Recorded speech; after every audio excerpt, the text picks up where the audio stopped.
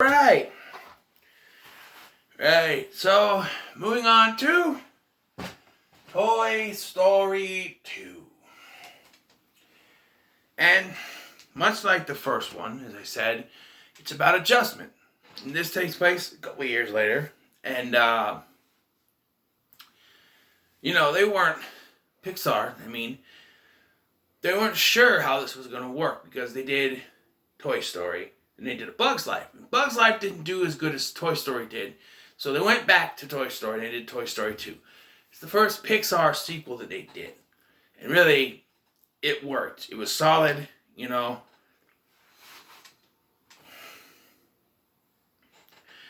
And it tells the story of Woody. And like I said, it's about adjustment.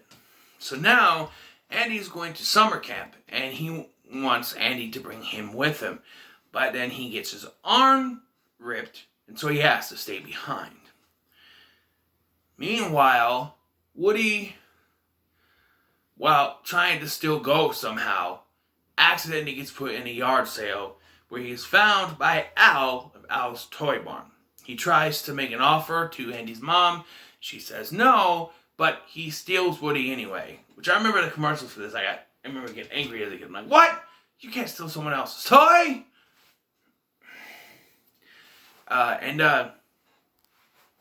Yeah. So,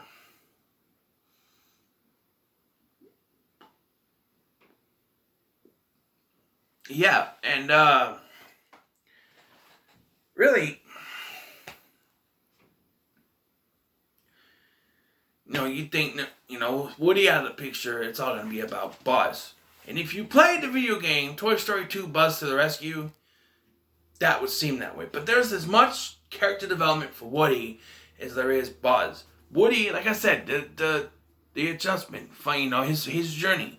Here, he finds out that he was a toy that belonged to a TV show called Woody's Roundup, and there are more characters to the show. All the original characters come back with their original voice actors. We have some new characters here. We have Jessie, the cowgirl, voiced by Joan Cusack. We have Bullseye, who I believe is voiced by Frank Welker, but I could be wrong. He does the effects or whatever. Stinky Pete, the villain of the movie, who is played by Kelsey Grammer, one of the villains. And then Al, played by Wayne Knight. Yes, Mr. Stan Podolak himself. Mr.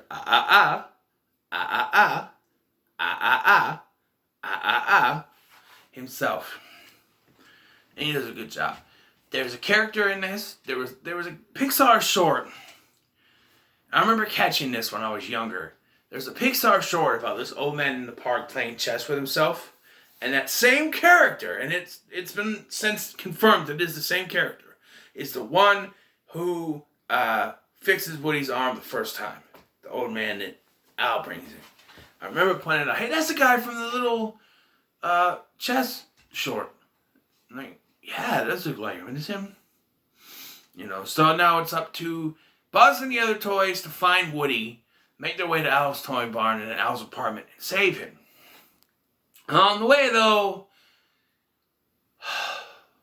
my least favorite part of the film is they gotta do the switcheroo with the Buzz Lightyears. Every time I watch through this, that's the one part that I'm like, why did they need to do this? They're just trying to find Woody. But when they get to Al's toy barn, Buzz gets distracted by the new line of Buzz Lightyear toys, which have a new belt. And so one of them thinks that he's another one of the, toys and puts him in his box and takes over his spot. And to this day, I'll never understand why they don't figure out it's not their Buzz. He's acting just like he did in the first film. Yet, when he was when he thought he was a real spaceman. And I kind of glossed over that in my review because it was more about Woody, but Buzz's problems in the first film were that he thought he was an actual space ranger, and when he finally realizes that he's not, and when he falls and breaks his arm, that's when he snaps, I am Mrs. Nesbit. I don't know what happened. I kind of glossed over that I was focused more on Woody's development. But yeah, and so the real Buzz is kind of put aside for the moment. And then you have the fake Buzz, as I call him, with the others. There's also a Emperor Zurg action figure that's causing problems. And then we get the most ridiculous scenes where the fake Buzz Lightyear is fighting him, and Zurg's like, I am your father. And I'm just like... And it's funny because they didn't own Star Wars at the time. So it's a little funny, but I'm just like, why? Every time I see that, I'm just like, we could have taken out a chunk of this movie or written something else for it. You know, focused on Woody's moral dilemma. You know? You could have had... This is what you could have done. You could have had them get there earlier in the film. All the toys. And then Woody trying to come, you know, weighing the pros and cons. And have Buzz and them get to know Stinky Pete and Bullseye and Jesse. Get to know them. I know Al would be around, but they can hide, you know, in the event and stuff like that. And even to have Buzz think that there's something not right with Stinky Pete. But Woody ultimately says he's going to stay with them, and they have to leave. And then to find out that Stinky Pete, you know, find out that no, he wants to change his mind. Then Stinky Pete turns on him, you know.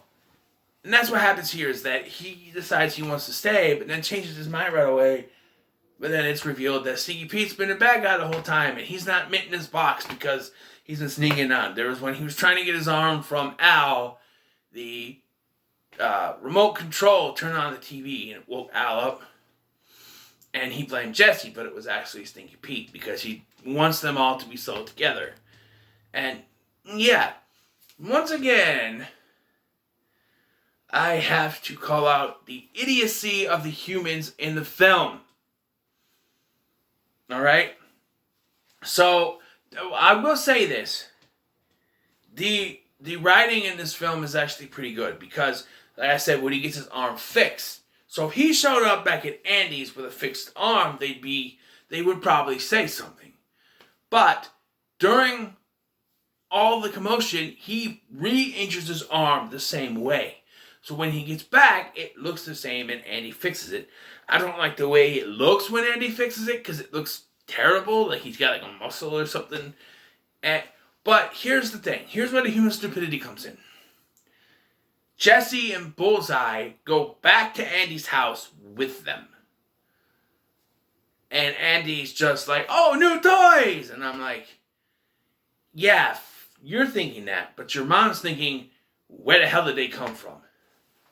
You know? Speaking of Andy's mom, I know you're all waiting for me to talk about this, so I'm going to talk about it now. There is a theory out there that I believe to be true. Jesse, in the song When Somebody Loved Me, tells the story of a girl named Emily who is her owner.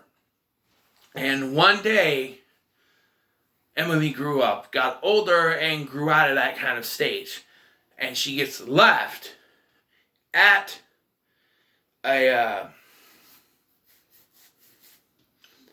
a box for a garage sale or a toy donation or something.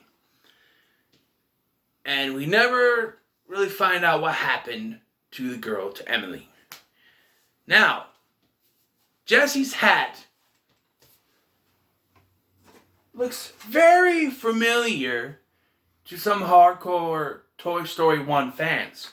And that's because it is indeed the same hat Andy was wearing in the first film when he was running around with Woody. It's just that the white trim had come off. Which has led people, including myself, to believe that Andy's mom is Emily, is Jesse's original owner. Because we do not get a time frame in which this does all take place. And you have the sense that Jesse has been locked away in the box, Al's box, for a long time. For quite a while at least. So, she could be, and if they're as old as we're shown, it's a black and white TV show in the vein of Howdy Doody Time, sort of. It's very possible that she once belonged to Andy's mom. Because we never find out what Andy's mom's name is. But they have sort of the same hair, you know. I'm just saying. It's a very interesting theory, and I, for one, believe it. So, all in all, Toy Story is a decent follow-up film. I think it has some snags in the middle. Al is a decent villain. I always thought that the third act reveal of Stinky Pete being a villain kind of just took away from the film, to be honest. I felt like we already had a villain. We don't need this surprise, he's a bad guy thing.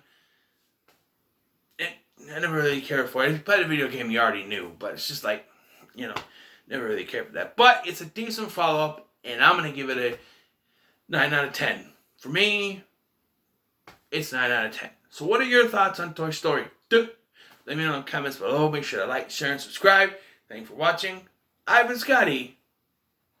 I'll see you in the next one.